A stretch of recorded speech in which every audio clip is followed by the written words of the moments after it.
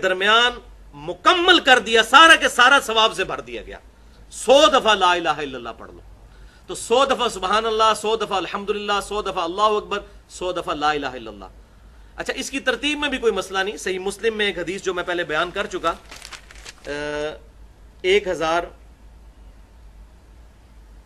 5601 کہ آپ صلی اللہ علیہ وسلم نے فرمایا کہ اللہ تعالیٰ کو یہ 4 کلمات محبوب ترین ہیں۔ اس میں آگے الفاظ ہیں چاہے ان کو آگے پیچھے کر کے بھی پڑھ لو، اس کا ثواب اسی طرح رہے گا۔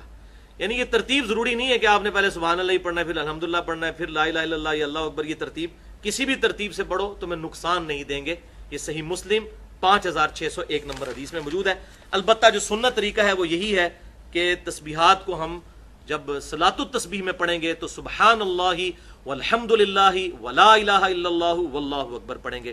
اب ان تسبیحات کو یاد کرنا بھی کوئی مشکل نہیں، تسبیحات فاطمہ سب کو آتی ہیں، 33 دفعہ ہم سب پڑھتے ہیں، بس صرف ایک ایک واو لگانی ہے بیچ میں، سبحان اللہ والحمد للہ، اور لا الہ الا اللہ پہلے آ جائے گا، ولا الہ الا اللہ واللہ اکبر۔ لا الہ الا اللہ ہمارا بیسک کلمہ ہے۔ تو یہ 4 کلمات ہیں جو آپ پڑھ لیں گے تو صلاۃ التسبیح کے اندر آپ کو اذکار اویلیبل ہوں گے۔ اب آتے ہیں صلاۃ التسبیح کی طرف۔ ایک دفعہ شوق اور محبت کے ساتھ دروشی پڑھ لیجئے۔ اللہم صلی علی محمد وعلی آل محمد کما صلیت علی ابراہیم وعلی آل ابراہیم انک حمید مجید۔ اللہم بارک علی محمد وعلی آل محمد کما بارکت علی ابراہیم وعلی آل ابراہیم انک حمید مجید۔ بھائیو، صلاۃ التسبیح اہل سنت کی بڑی بڑی 4 کتب کے اندر صحیح سند کے ساتھ موجود ہے۔ سنن نبی داؤد میں انٹرنیشنل نمبرنگ کے مطابق 1297 نمبر حدیث، جامعہ ترمذی میں 481 نمبر حدیث، سنن ابن ماجہ میں 1386 نمبر حدیث، اور المستدرک للحاکم میں صحیح سند کے ساتھ 1192 نمبر حدیث۔ ان 4 کتابوں میں صلاۃ التسبیح کی فضیلت اور اس کا طریقہ موجود ہے۔ اور اس حدیث کو امام ذہبی رحمۃ اللہ علیہ نے بھی صحیح کہا، امام مسلم رحمۃ اللہ علیہ نے بھی صحیح کہا، امام ابو داؤد رحمۃ اللہ علیہ نے بھی صحیح کہا، اسی طریقے سے امام ابن حجر عسقلانی رحمۃ اللہ علیہ نے بھی صحیح کہا۔ اور دور حاضر میں بڑے بڑے جو علماء ہیں، شیخ احمد شاکر رحمۃ اللہ علیہ، شیخ البانی رحمۃ اللہ علیہ، اور شیخ زبیر علی زئی رحمہم اللہ اجمعین، تمام کے نزدیک یہ حدیث صحیح ہے۔ اور آپ حیران ہوں گے، یہ ان چند احادیث میں سے ہے جن احادیث کے دفاع پر محدثین نے پوری پوری کتابیں لکھی ہیں، کیونکہ کچھ لوگوں کو یہ حدیث ہضم نہیں ہوئی کہ اتنی بڑی فضیلت کیسے ہو سکتی ہے ایک نماز کی، اور میں سمجھتا ہوں ہو سکتی ہے، یہ نماز شیطان پڑھنے ہی نہیں دیتا۔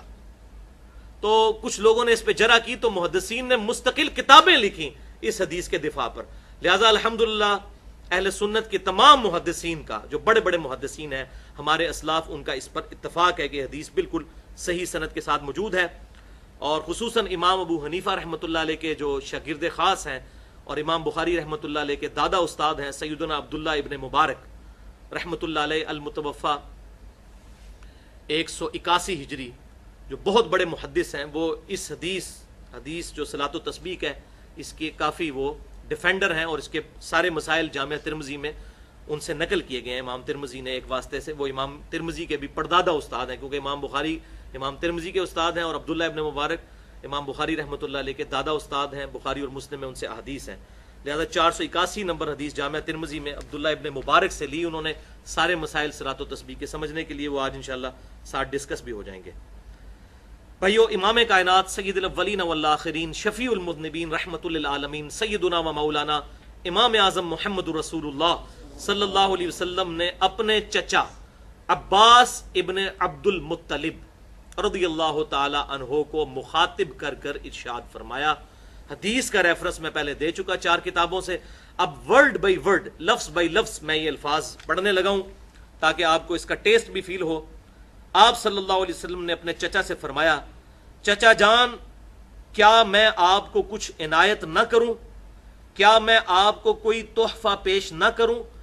کیا میں آپ کو اس عمل کی وجہ سے 10 خصلتوں والا اچھا انسان نہ بنا دوں؟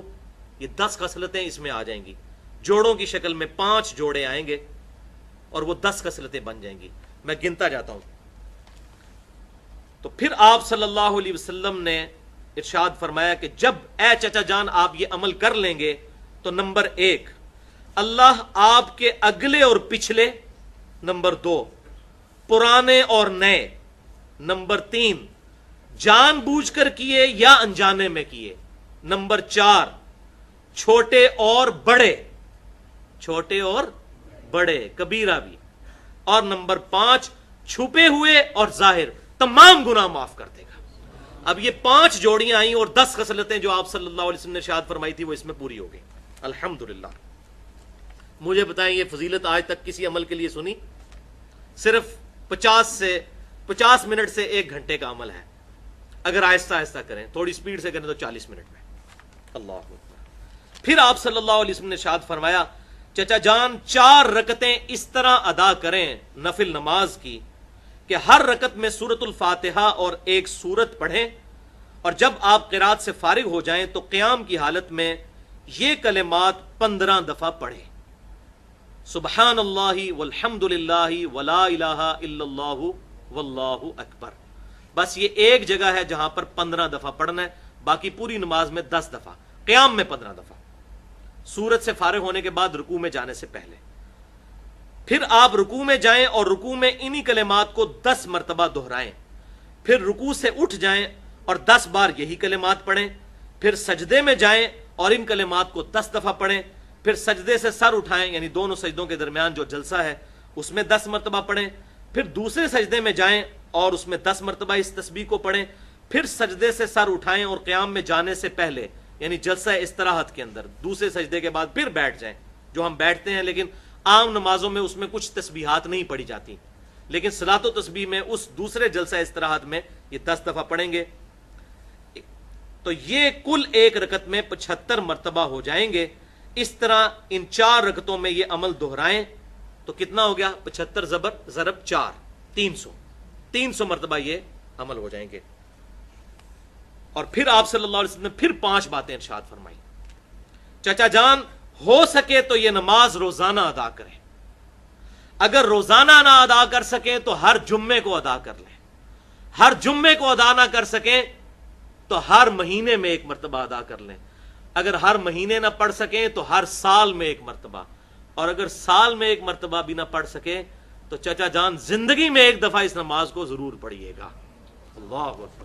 آپ اندازہ کریں، آپ صلی اللہ علیہ وسلم کی ذرا ترغیب کا انداز دیکھیں، روزانہ نمبر 1، نمبر 2 نہیں پڑھ سکتے تو جمعے کے جمعے، نمبر 3 مہینے کے مہینے، نمبر 4 سال میں 1 مرتبہ۔ اب رمضان شریف کا مہینہ ہے، اس میں تو ہمیں توفیق ہو جانی چاہیے، سال میں 1 مرتبہ، اس کیٹیگری میں تو ہم فعال کر ہی جائیں کہ سال میں 1 دفعہ، یا رمضان کے ہر جمعے میں پڑھ لیں، سال میں 1 دفعہ، نہیں تو کہا کہ زندگی میں چچا 1 دفعہ نماز یہ ضرور پڑھ لینا۔ کیا انداز ہے ترغیب کا، الحمدللہ۔ اب اسی کانٹیکسٹ میں آخر میں صلاۃ و تسبیح سے ریلیٹڈ 8 صحیح احکام و مسائل بیان کروں گا، تاکہ اس میں جو اختلافی مسائل ہیں وہ بھی کور ہو جائیں، جو کیوریز ہیں وہ بھی ریزالو ہو جائیں، لیکن ایک دفعہ طریقے کو رپیٹ کر لیتے ہیں۔ قیام کی حالت میں ہم نے 15 دفعہ رکوع میں جانے سے پہلے یعنی سورت ملانے کے بعد اس کو پڑھنا ہے، سبحان اللہ والحمد للہ ولا الہ الا اللہ واللہ اکبر۔ اس کے بعد رکوع میں جانے کے بعد رکوع کی تسبیحات پڑھنے کے بعد وہ آگے آ بھی جائے گا، 10 دفعہ پڑھنا ہے۔ کتنے ہو گئے؟ 25۔ پھر رکوع سے سر اٹھا کر ربنا لک الحمد کہہ کر 10 دفعہ، 35۔ پھر سجدے میں سبحان ربی الاعلیٰ کے بعد 10 دفعہ، 45۔ پھر 2 سجدوں کے درمیان ربی اغفر لی پڑھنے کے بعد 10 دفعہ، 55۔ پھر دوسرے سجدے میں سبحان ربی الاعلیٰ کے بعد 10 دفعہ، 65۔ پھر دوسرے سجدے سے سر اٹھا کر پھر بیٹھ جاتے ہیں جلسہ اس طرح، جس کا بخاری میں حکم ہے 6251 نمبر حدیث میں، تو یہ ہو جائیں گے پھر 75 مرتبہ، جب ادھر بھی 10 دفعہ پڑھ لیں گے تو ایک رکعت میں 75 مرتبہ اور 4 رکعتوں میں